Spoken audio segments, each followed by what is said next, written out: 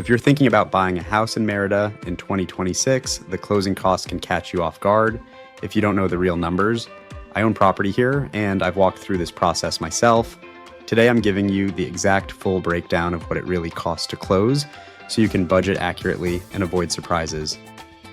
Welcome to Real Expat Finance, practical budgets and relocation plans for Americans and Canadians moving south safely and affordably. Let me start with the reality most people don't talk about. You can find a solid house in the north side for $120,000 to $250,000, but the closing costs on top of that purchase price usually run between 6 and 9% of the sale price.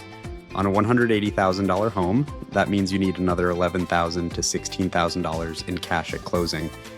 These are not hidden fees. They are the normal costs every buyer pays.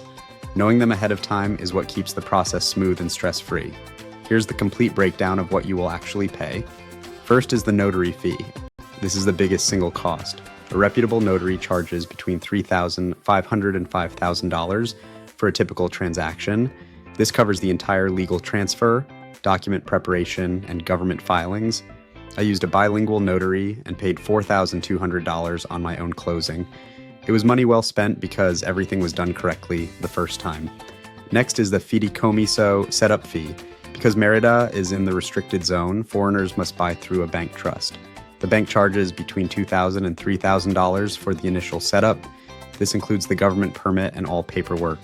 After the first year, the annual maintenance fee is only $600 to $1,000. That is it.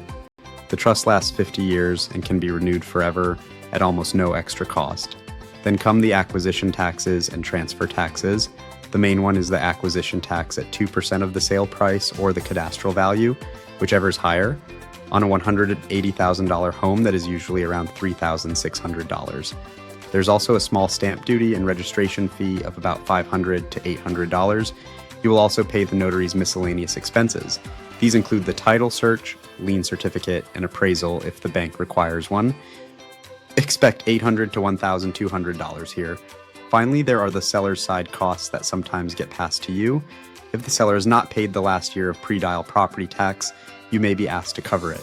That tax is very low in Merida, usually $125 to $400 per year. Here's what a typical $180,000 house closing looks like in real numbers. Notary $4,200. Fideicomiso setup $2,500. Acquisition tax $3,600. Miscellaneous $1,000. Total closing costs around $11,300. That is on top of your down payment. I have helped several friends and family members through this exact process. One couple bought a $220,000 home in Sodzil Norte, and their total closing costs came to $14,800. Another friend closed on a smaller starter home for $135,000 and paid only $8,900 in closing costs.